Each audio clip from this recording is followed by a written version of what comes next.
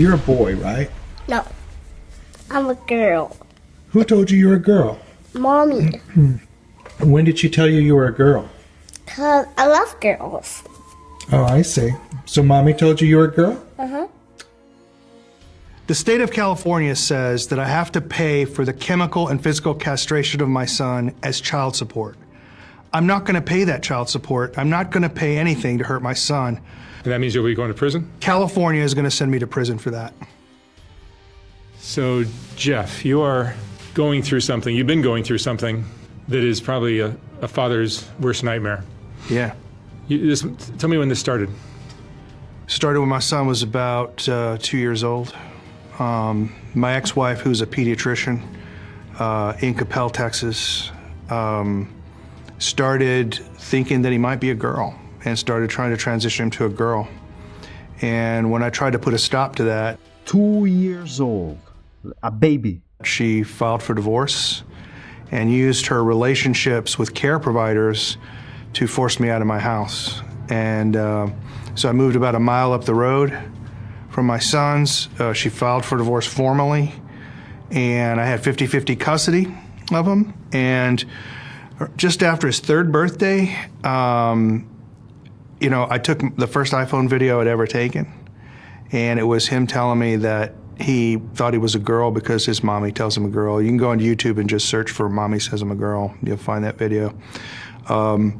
She was telling him things like, you know, she would put him into timeout and say, "Don't be a boy. The monsters only eat boys," and weird things like this. And she began to then socially transition him, and that led to a titanic battle in the state of Texas that culminated in me getting the procedures outlawed in Texas. And the political establishment in Texas allowing her to come to California so she could still castrate him even though I got it outlawed. Had your son, you have two sons. I have two sons, James and Jude. They're twins. They're not identical. James is the one that she's transitioning. And was there any sign in James that he was open to this or showing signs that he wanted to be anything other than Well, you know, it's interesting. So he was directly asked that by counselors and stuff. But let me just tell you about one of the fundamental facts of the case that a lot of people find shocking. James never presented as a girl with anyone but his mom.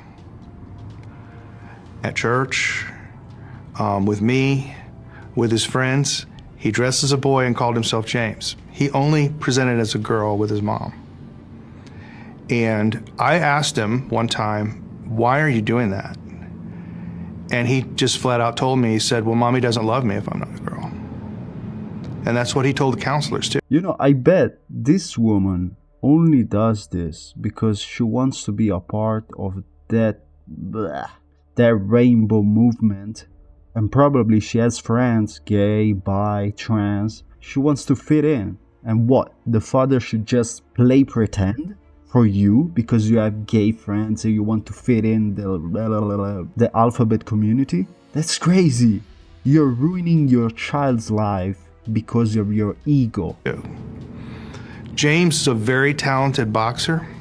I'm a boxer. My dad was a boxer. James is extremely talented. Jude's a wrestler, but James is a very talented boxer. Olympic talent scouts were looking at him. He's that good. And they backed away from him once this all got started. He has all boy friends. Now, he has some things that you might say are feminine. He likes art. He particularly likes painting and pastels. My son Jude likes sculpture, you know. James is also... Bro, what are you talking about? The best artists are male. Like, more extroverted and is willing to play with almost anybody, you know. And he will definitely play with girls. He'll play tag with girls. He'll build things with girls. He has no problem like hanging around with girls. But in terms of having a desire to be a girl, he consistently told me for 10 years that he had no desire to be a girl. He told the court-appointed counselor that he was embarrassed to wear dresses to school. He was getting too old for that and didn't want to wear dresses. And they initiated a CPS investigation against me for forcing him to be a boy, and my 7th CPS investigation. And do you have contact with your sons now? No, I'm disallowed all contact with my sons. You're not allowed to even contact them? No. I'll tell you how this all sort of built up. So she started transitioning him, really hardcore at 3. I mean, where she presented him to the world with a fake girl's name and everything. This, of course, would have been an important component in the divorce that was going on. So we get to 2017. It's so crazy we have to talk about this. At 3 years old, you should be in jail for life. And we have our divorce trial. And we had a custody evaluator. His name is Blake Mitchell. He practices out of Frisco, Texas, which is a suburb of Dallas. And he asked me, what is your top issue? And I said, my top issue is she's tampering with my son's gender identity.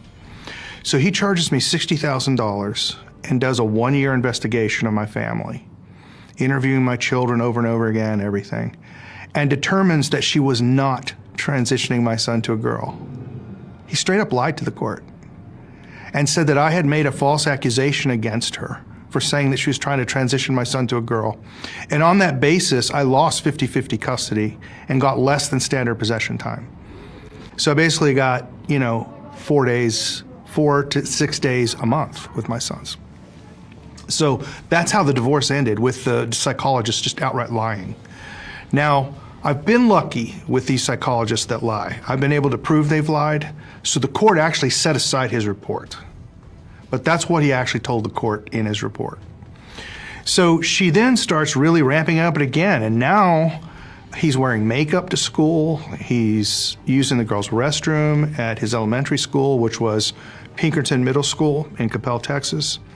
I got that school shut down. That school doesn't exist anymore in Coppell. They shut down. Got rid of the principal there. Her name is Miss Mickelson, who's the one that really transitioned my son. And I found out after 2.5 years, they had been transitioning my son secretly behind my back. So I would bring my son to Pinkerton Middle School in Coppell in boys' clothes, because he wears boys' clothes with me, and they would give him a dress and tell him to use the girls' bathroom. And when I found that out, I filed grievances against the public school. And of course, they exonerated themselves, saying that under their nicknames policy, they're allowed to call him whatever he wants. And they're allowed to put him in dresses because he wants to wear it and it doesn't harm him in any way. And so there was just no place to go. This is the problem with modern society. First of all, he didn't want to do it because clearly he didn't want to do it. His mom forced him. And I bet his mom forced the school staff to do it because it's not normal. Like, how can you think a boy goes to school and the school staff changes his clothes? Like, what? That's weird as fuck. And on top of that, let's say he wants to do it. Doesn't matter. Doesn't matter what he wants. He's a kid. He doesn't know anything. He doesn't know what is good for him. He doesn't know what is bad for him. Like, what is wrong with you guys? You act like children have the capacity to understand what's good or wrong for them. At 3 years old. Like, that's crazy. You guys play pretend. You're the most sick people on earth. It's virtually impossible in Texas to sue a school district because they have sovereign immunity. So this kept ramping up with my ex-wife until finally I look in the medical records with my ex-wife chose a pediatrician, Dr. Jennifer Pape, in Flower Mound, Texas, where I live. And Dr. Pape, in the medical records, it says that her and Miss Georgelis, my ex-wife, were planning on chemically castrating James at age 8 or 9. That's plain black and white in the medical records. So obviously I start to vociferously oppose this. I try to get a new pediatrician. I have to go to court to try to get a new pediatrician. That leads her to file another lawsuit against me for sole control of James. So they were, at what age were they looking to do this? At age 8 or 9, they were going to chemically castrate him. Can we stop play pretend? Can we stop it? And now you're even hurting children. That's the sickest thing I have ever seen. And what's crazy is this is allowed. Legally, this is allowed. That's why she went so far. Guys, let me know what you think in the comments. They all just play pretend, and I'm tired of this. Reality is reality. We have to stop this.